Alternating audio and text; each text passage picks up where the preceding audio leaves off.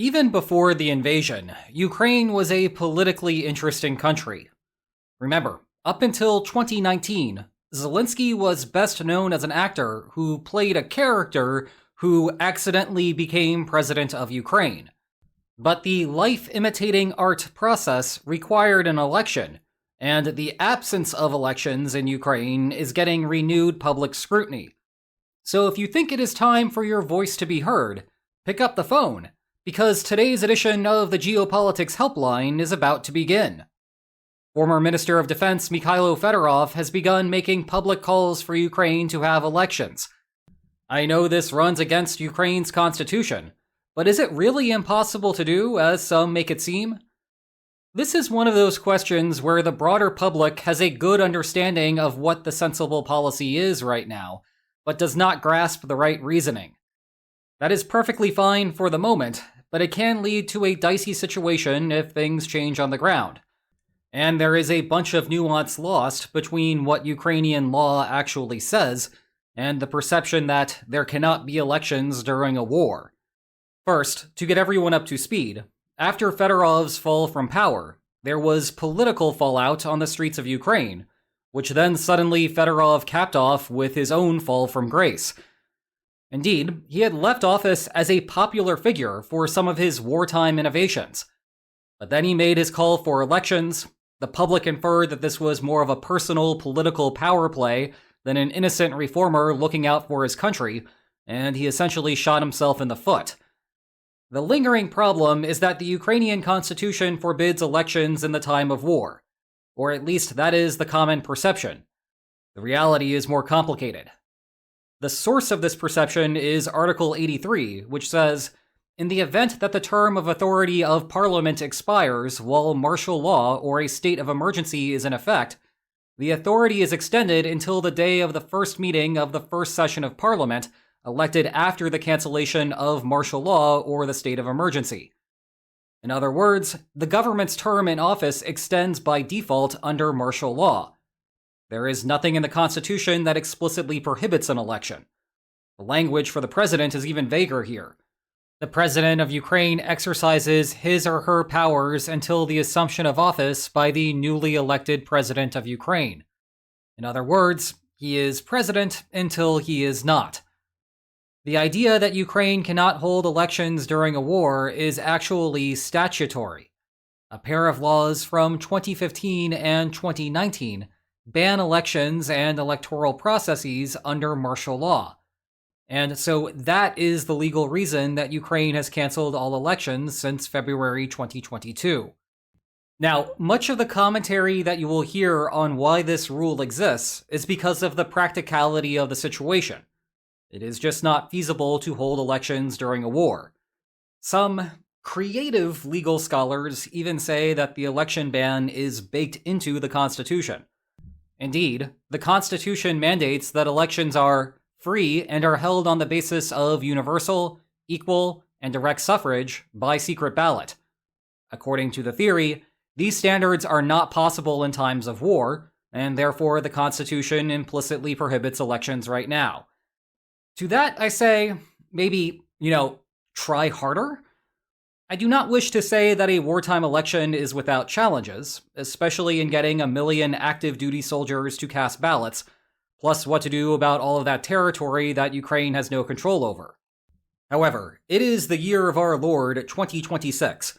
We can figure out solutions to these problems. Way back in 1944, the United States was having soldiers cast presidential ballots via absentee voting from the far reaches of the Pacific to the opposite side of the Atlantic. I think that Ukraine can handle 1,300 kilometers of distance.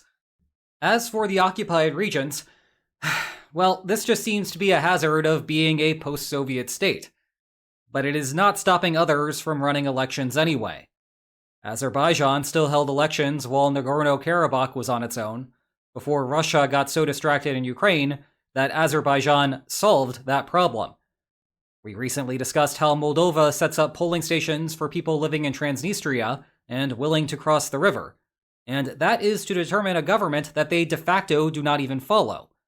Perhaps most relevant to the Ukrainian situation is Georgia, especially since 2008. Russia came in and carved out firm borders for separatist regions. Georgia still claims sovereignty over them, but runs elections without them anyway. Internally displaced Georgians simply vote wherever they currently live, and the separatist regions do not receive any representation.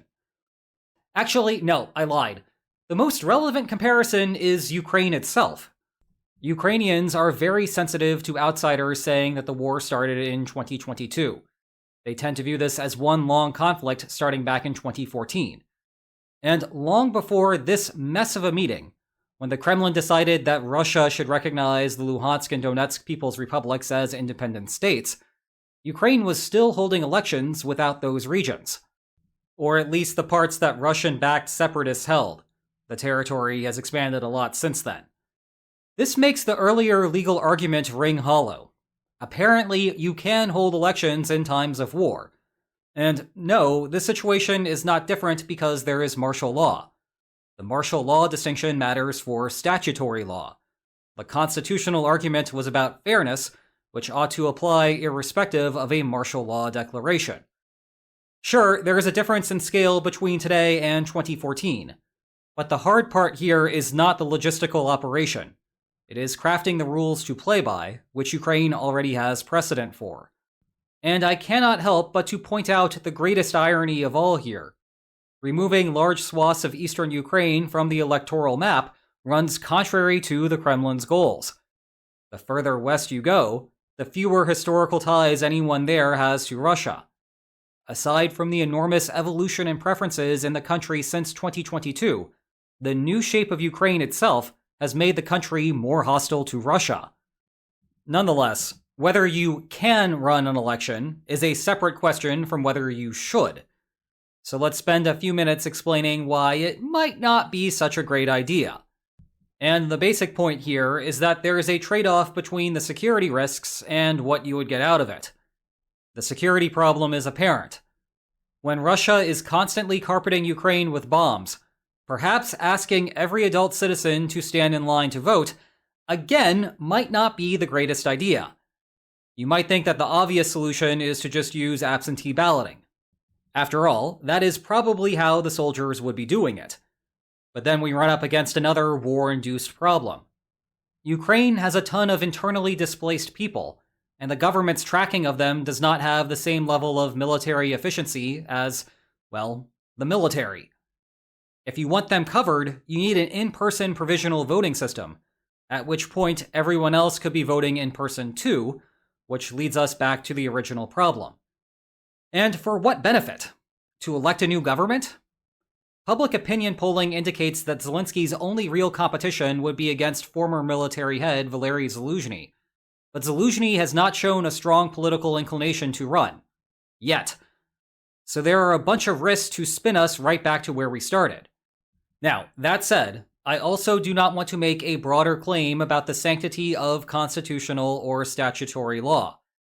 If Ukraine wanted a change of direction, or people thought that Zelensky was unnecessarily prolonging the war to protect his political career, they would be up in arms over the situation. But Kyiv is willing to freeze the conflict along the front lines. The Kremlin wants to keep fighting, so virtually no one in Ukraine views Zelensky as a selfish warmonger. Regarding other government policies, when the government missteps, we see Ukrainians take to the streets and see Zelensky make adjustments. The democratic system is working in its own special way, given the wartime constraints that it faces. Zooming out, constitutional laws only work in this context because they are reasonable institutional structures given the incentives at play. That is, they act as coordination devices to set expectations of proper behavior. If a leader breaches a good faith interpretation of these expectations, it sounds an alarm to interested parties that the system is broken. Autocratic leaders can get away with that when their security forces strike fear into the minds of potential protesters. Ukraine is not that kind of country, though, so such a breach would have a hard time working. Consequently, if, God forbid, this war lasts another 5 years, I doubt Zelensky would go unopposed throughout that period, no matter what existing laws or the Constitution say on the matter. He may stay in office, but you will have to fend off reasonable democratic competition to do so. For now, though, the system is working as intended, and that is saying something for a country that generally had a bunch of broken government systems heading into the war. Meanwhile, with this video wrapping up, why don't you head over to the Geopolitics HelpLINE archive? That system isn't broken, it's right here waiting for you. And if you enjoyed today's video, then please like, share, and subscribe, and I will see you tomorrow. Take care.